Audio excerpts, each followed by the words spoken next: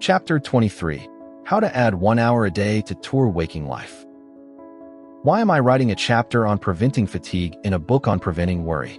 That is simple, because fatigue often produces worry, or, at least, it makes you susceptible to worry.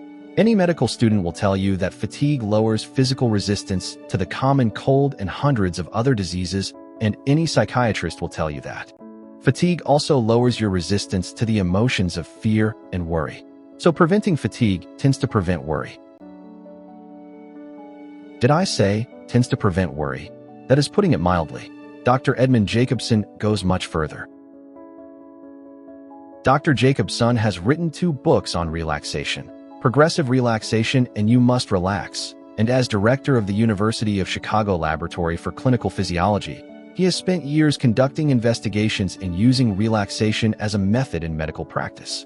He declares that any nervous or emotional state fails to exist in the presence of complete relaxation.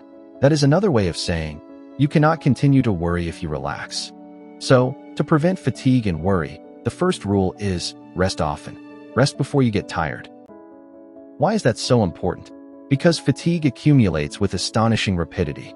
The United States Army has discovered by repeated tests that even young men toughened by years of Army training can march better and hold up longer if they throw down their packs and rest 10 minutes out of every hour.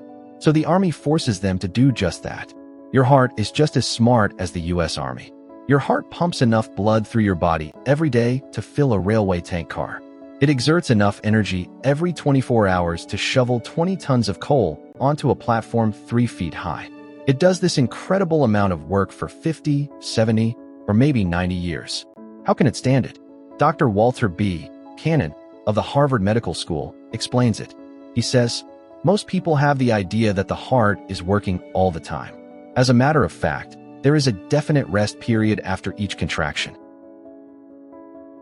When beating at a moderate rate of 70 pulses per minute, the heart is actually working only 9 hours out of the 24. In the aggregate, its rest periods total a full 15 hours per day. During World War II, Winston Churchill, in his late 60s and early 70s, was able to work 16 hours a day, year after year, directing the war efforts of the British Empire. A phenomenal record. His secret? He worked in bed each morning until 11 o'clock, reading papers, dictating orders, making telephone calls, and holding important conferences. After lunch, he went to bed once more and slept for an hour. In the evening, he went to bed once more and slept for 2 hours before having dinner at 8. He didn't cure fatigue. He didn't have to cure it. Furthermore, he prevented it. Because he rested frequently, he was able to work on, fresh and fit, until long past midnight. The original John D. Rockefeller made 2 extraordinary records. He accumulated the greatest fortune the world had ever seen up to that time, and he also lived to be 98. How did he do it? The chief reason, of course, was because he had inherited a tendency to live long. Another reason was his habit of taking a half-hour nap in his office every noon. He would lie down on his office couch, and not even the President of the United States could get John D. on the phone while he was having his snooze. In his excellent book, Why Be Tired, Daniel W. Jocelyn observes, rest is not a matter of doing absolutely nothing. Rest is repair. There is so much repair power in a short period of rest that even a 5-minute nap will help to forestall fatigue. Connie Mack, the grand old man of baseball, told me that if he doesn't take an afternoon nap before a game, he is all tuckered out at around the 5th inning. But if he does go to sleep, if for only 5 minutes, he can last throughout an entire doubleheader without feeling tired. When I asked Eleanor Roosevelt how she was able to carry such an exhausting schedule during the 12 years she was in the White House, she said that before meeting a crowd or making a speech, she would often sit in a chair or davenport, close her eyes, and relax for 20 minutes. I recently interviewed Gene Autry in his dressing room at Madison Square Garden, where he was the star attraction at the World's Championship Rodeo. I noticed an army cot in his dressing room. I lie down there every afternoon, Gene Autry said, and get an hour's nap between performances. When I am making pictures in Hollywood, he continued, I often relax in a big easy chair and get 2 or 3 10-minute naps a day.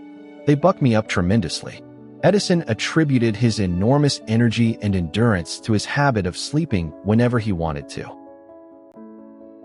I interviewed Henry Ford shortly before his 80th birthday. I was surprised to see how fresh and fine he looked. Furthermore, I asked him the secret. He said, "I never stand up when I can sit down, and I never sit down when I can lie down." Horace Mann, the father of modern education, did the same thing as he grew older. When he was president of Antioch College, he used to stretch out on a couch while interviewing students. I persuaded a motion picture director in Hollywood to try a similar technique. He confessed that it worked miracles. I refer to Jack Sherlock, who is now one of Metro-Goldwyn-Mayer's top directors. When he came to see me a few years ago, he was then head of the short feature department of MGM. Worn out and exhausted, he had tried everything: tonics, vitamins, medicine. Nothing helped much. I suggested that he take a vacation every day. How? By stretching out in his office and relaxing while holding conferences with his staff writers. When I saw him again, 2 years later, he said, "A miracle has happened. That is what my own physicians call it. I used to sit up in my chair, tense and taut, while discussing ideas for our short features. Now I stretch out on the office couch during these conferences. I feel better than I have felt in 20 years. Work 2 hours a day longer, yet I rarely get tired." How does all this apply to you? If you are a stenographer, you can't take naps in the office as Edison did, and as Sam Goldwyn does. And if you are an accountant, you can't stretch out on the couch while discussing a financial statement with the boss. But if you live in a small city and go home for lunch, you may be able to take a 10-minute nap after lunch. That is what General George C. Marshall used to do. He felt he was so busy directing the U.S. Army in wartime that he had to rest at noon. If you are over 50 and feel you are too rushed to do it, then buy immediately all the life insurance you can get. Funerals come high and suddenly these days, and the little woman may want to take your insurance money and marry a younger man. If you can't take a nap at noon, you can at least try to lie down for an hour before the evening meal. It is cheaper than a highball, and over a long stretch, it is 5,467 times more effective. If you can sleep for an hour around 5, 6, or 7 o'clock, you can add 1 hour a day to your waking life. Why? How? Because an hour's nap before the evening meal plus 6 hours sleep at night, a total of 7 hours, will do you more good than 8 hours of unbroken sleep. A physical worker can do more work if he takes more time out for rest. Frederick Taylor demonstrated that while working as a scientific management engineer with the Bethlehem Steel Company. He observed that laboring men were loading approximately 12.5 tons of pig iron per man each day on freight cars, and that they were exhausted at noon. He made a scientific study of all the fatigue factors involved and declared that these men should be loading not 12.5 tons of pig iron per day, but 47 tons per day. He figured that they ought to do almost 4 times as much as they were doing and not be exhausted. But prove it. Taylor selected a Mr. Schmidt who was required to work by the stopwatch.